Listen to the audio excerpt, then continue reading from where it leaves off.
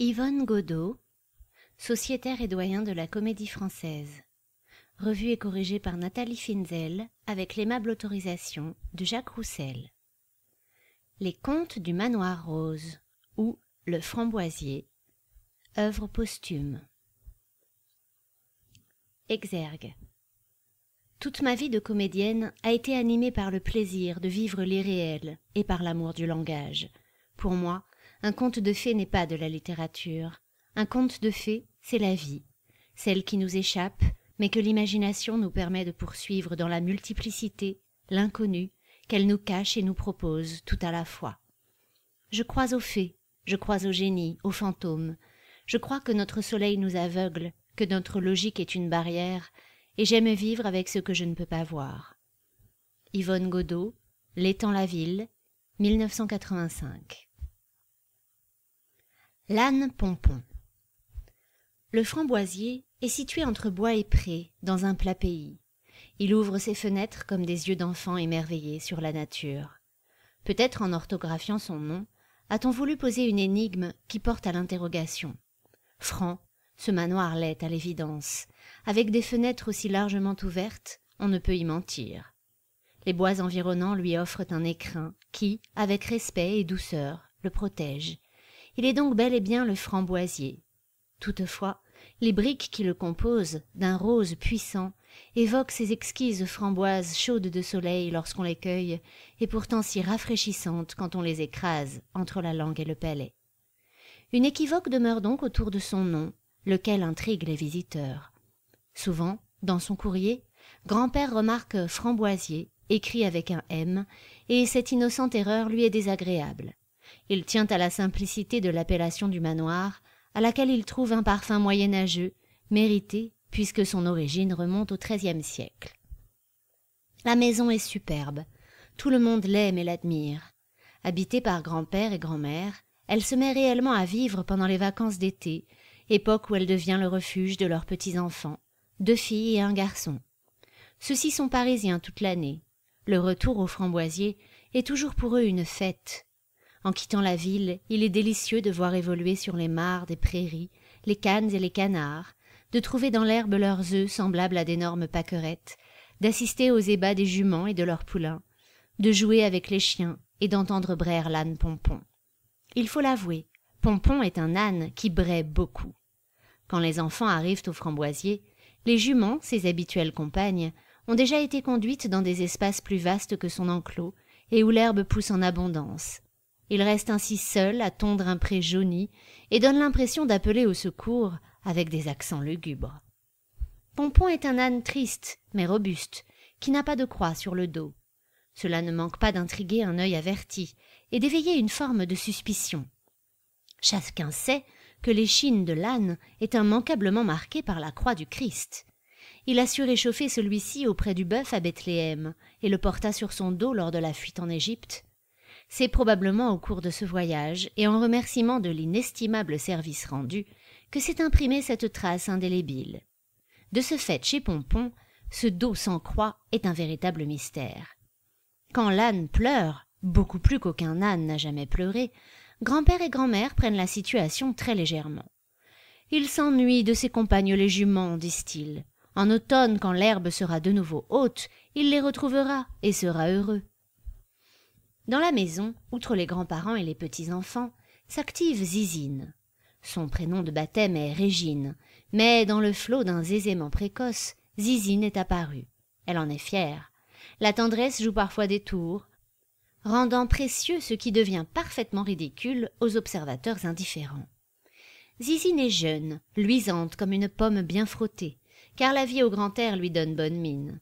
La maison tenue par elle rutile, et, vertu non négligeable aux yeux de tous, elle fait de délicieux gâteaux. Chacun l'aime pour son activité joyeuse et l'affection qu'elle prodigue. Au Framboisier, elle est chez elle. La famille est la sienne. Comme elle a le droit de cueillir des fleurs sur les terres alentours sans devoir rendre de compte à qui que ce soit, elle rapporte souvent de jolis bouquets qui mettent une dernière touche de couleur dans les pièces de la maison. Coquette pour elle-même, elle a la coquetterie du cœur. Au manoir, tous respirent la joie, sauf Pompon, et quelqu'un d'autre aussi. Au Framboisier comme ailleurs, la vie est multiple. Les yeux des enfants et leur imagination savent percevoir ce que les adultes ont oublié. Au milieu de l'enclos de Pompon pousse un hêtre, et dans ce hêtre loge une fée.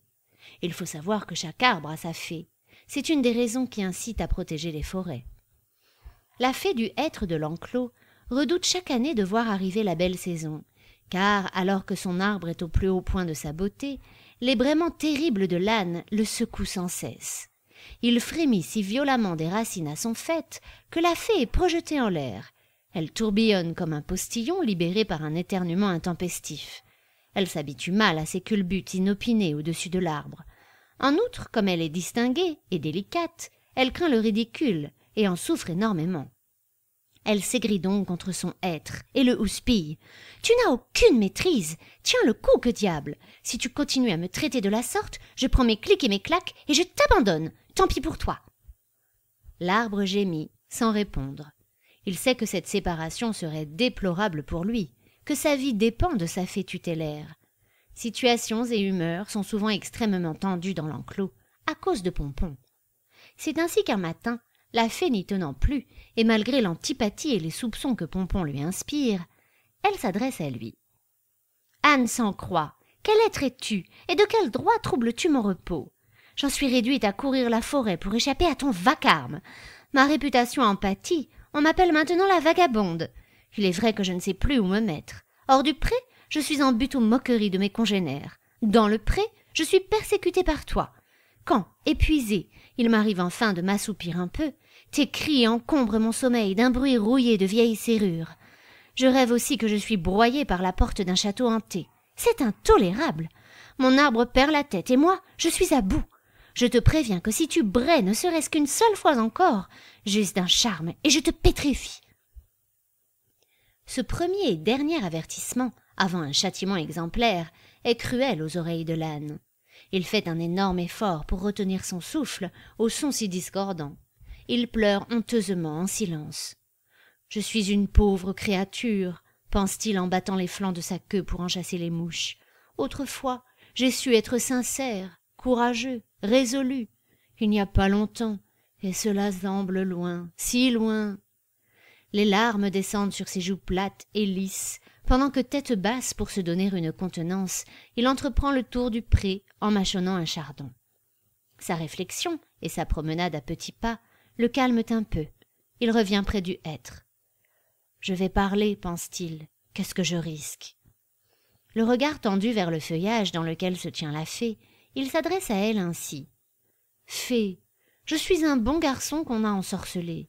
Être pétrifié serait pour moi une délivrance, tant je souffre d'être le pauvre bourricot que je suis devenu. Je suis menuisier de mon état. Il y a 3 ans, au village voisin, il y eut une fête, des manèges, un cirque, beaucoup de bruit, auquel nous autres gens des campagnes ne sommes guère habitués. Je crois bien que cela me rendit un peu fou. J'allais à l'auberge avec des camarades, et l'aubergiste, une vieille femme, me fit boire. Elle me regardait fixement et m'encourageait. « Bois et ris, mon petit, bois, le vin amuse l'esprit, » disait-elle en emplissant encore et encore mon verre. Je fus bientôt ivre et tombais dans un profond sommeil. Quand je me réveillai, j'étais à l'écurie, devant la mangeoire à foin, retenue par des chaînes et pourvue de l'allure que j'ai aujourd'hui.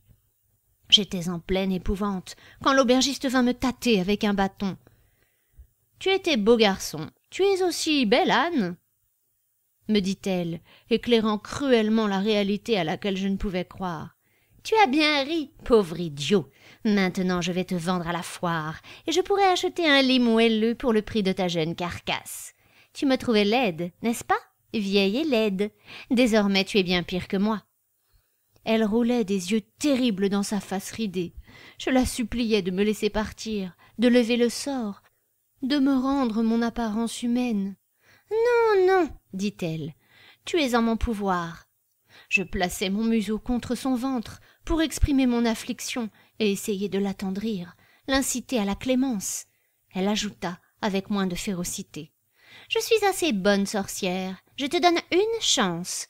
Si un jour tu réussis à brouter des roses, le charme sera rompu et tu redeviendras garçon. » Elle s'esclaffa ravi de son affreuse farce, prit ses jupons à deux mains et se mit à danser. « D'ici là, je serai morte, je serai morte !» chantonna-t-elle en s'en allant. Dans les jours qui suivirent, elle me fit conduire à la ville voisine par un ivrogne de ses amis. Et c'est là-bas que grand-père m'acheta. Il voulait un âne qui tirerait la petite voiture dont il avait fait emplette afin de promener les enfants. Arrivé au manoir, je me rebellai, je secouai les rênes. Il ne put m'atteler. J'étais au désespoir de n'être pas en mesure d'expliquer mon entêtement. Grand-père fut assez vite las d'essayer de me convaincre. « Quelle tête de mule !» disait-il, et répugnant à me frapper, il me laissa tranquille. « Oui, oui, dit la fée, j'ai assisté à cette arrivée mémorable. Quel tapage tu as fait le premier jour !»« C'était l'été, » ajouta piteusement Pompon. « J'espérais être délivrée tout de suite. Les roses fleurissaient autour de la maison. Tous les étés, on croit que j'appelle les juments. Je me moque bien d'elles. Ce sont les roses que j'implore. » La fée a écouté avec intérêt et pitié. Elle hoche pensivement la tête. « Mon repos dépend de ta délivrance, lâche-t-elle. Mon garçon, la nuit prochaine, j'essaierai de dénouer cette pénible affaire. Tu aurais dû t'en ouvrir à moi plus tôt. » La nuit est tombée sur le framboisier quand Vagabonde, la fée, sort de son arbre. Elle s'est munie d'une branche légère et feuillue. Elle s'envole en la brandissant comme un drapeau et se pose au second étage du manoir, sur le rebord d'une fenêtre. Celle-ci entrebâillée, il est facile d'apercevoir Zizine qui dort paisiblement. Vagabonde abandonne son poste d'observation et s'installe sur l'oreiller de la jeune fille. Elle commence à lui chatouiller la joue avec la branche. Zizine se tourne, se retourne, rêve qu'une mouche lui frôle le visage.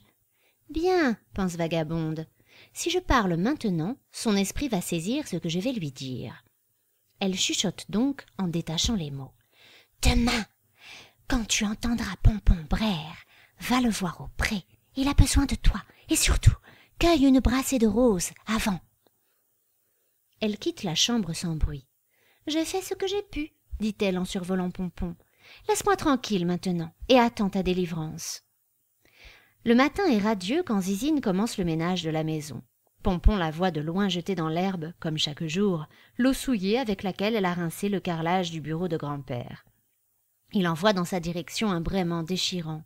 « Bonjour, Pompon, tout va bien, il fait beau !» crie Zizine. « Tiens, il me semble que j'ai rêvé de lui, » se dit-elle. À ce moment, elle passe à l'angle de la façade, où un rosier grimpant lance dans l'air de longues tiges ponctuées de fleurs.